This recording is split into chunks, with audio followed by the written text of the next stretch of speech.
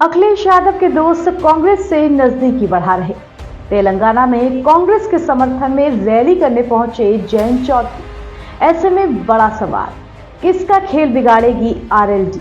नमस्कार, बहुत स्वागत आपका एनबीटी ऑनलाइन में। आपके साथ मैं हूं ऐश्वर्या।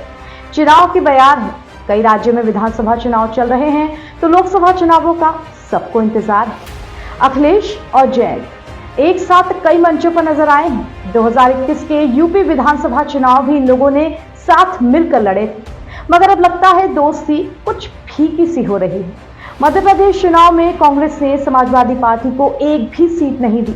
इसके बाद दोनों पार्टियों के नेताओं के बीच जो तल्खियां हुई, जो वार पलटवार हुए, वो सबने देखी। हालांकि 2024 में बीजेपी को हराने के नाम पर अब भी सपा और कांग्रेस इंडिया गठबंधन के बहाने एकजुट ही हैं। अब कहने को तो एकजुट है, लेकिन लगता है इंडिया गठबंधन के इन दो प्रमुख दलों के बीच होड़ सी लगी हुई है, एक दूसरे को नीचा दिखाने, हराने या उनके नेताओं को अपने बाले में करने।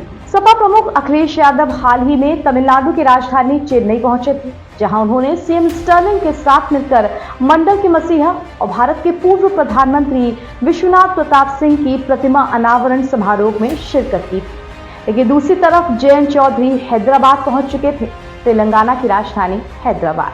तो जी हां, अखिलेश यादव के चेन्नई के दौरे और जयंत चौधरी के हैदराबाद दौरे के बाद अब बड़े सवाल उठने लगे हैं कि क्या इंडिया गठबंधन में सब कुछ ठीक है? क्या कांग्रेस और सपा आपस में खेल नहीं खेल रहे एक दूसरे से जीत हार का? या इंडिया गठबंधन के अंदर रहकर ये दोनों एक दूसरे से कौन ज्यादा ऊंचा है ये दिखाने की कोशिश नहीं कर रहे? और उससे भी बड़ा सवाल ये कि आखिर जयंत चौधरी किसके साथ है? क्योंकि आपको याद दिला दे, पिछले कुछ वक्त में जब मध्य प्रदेश विधानसभा चुनाव में सीटों का बंटवारा किस प्रकार होगा ये बातें जोरों पर थी, तब कांग्रेस और सपा के रिश्ते किस कदर तल्ख हो चुके थे। हालांकि 2024 इलेक्शन को लेकर अब भी ये साथ में हैं, लेकिन राज्य स्तर पर तल्खियां बरकरार हैं। और उस वक्त जयंत चौधरी पुरजोर तरीके से अखिलेश यादव के साथ खड़े नजर आए थे, लेकिन अब उनका अलग अलग दौरे करना, कांग्रेस के समर्थन में ज्यादा रैलियां करना, ये किसी के गले नहीं उतर रहा। अब जब एमके स्टर्लिन ने कांग्रेस को छोड़कर अखिलेश यादव को पूर्व पीएम वीपी सिंह की प्रतिमा के अनावरण में मुख्य अतिथि के तौर पर आमंत्रित किया, तो कांग्रेस भी पीछे कहां रहने वाली थी। कांग्रेस ने तेलंगाना में चुनाव प्रचार के लिए जयंत चौधरी को मैदान में उतार दिया। जयंत चौधरी ने राजस्थान के बाद तेलंगाना में भी कांग्रेस के समर्थन में जनसभाएं की, रैलियां की, तो यह चर्चा का विषय बनना ही था। आखिर आरएलडी का प्लान क्या है, ये सवाल उठना ही था। कहीं सपा और आरएलडी की राहें जुदा तो नहीं हो रही? राजस्थान के चुनाव प्रचार तक तो ठीक था, क्योंकि पिछले राजस्थान के विधानसभा चुनाव में कांग्रेस और रालोद का गठबंधन था। लेकिन सपा की टेंशन इसलिए बढ़ गई क्योंकि जयंत चौधरी का तेलंगाना में काम क्या है। ना वहां आरएलडी का कोई खास अस्तित्व है और ना ही वहां जाट वोट बैंक है, तो वहां जयंत चौधरी इतने एक्टिव क्यों नजर आ रहे हैं, वो भी कांग्रेस के लिए?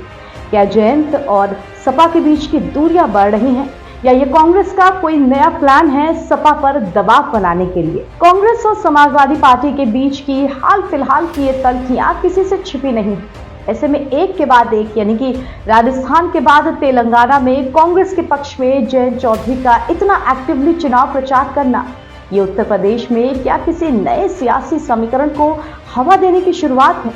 और ये समीकरण कितने बदलेंगे, ये पूरी खबरें हम आप तक पहुंचाते रहेंगे। फिलहाल इस स्पेशल रिपोर्ट से मुझे दीजिए इजाजत, और उत्तर प्रदेश की हर छोटी बड़ी राजनीतिक हलचल के लिए आप जुड़े रहिए एनबीटी ऑनलाइन के साथ। नमस्कार।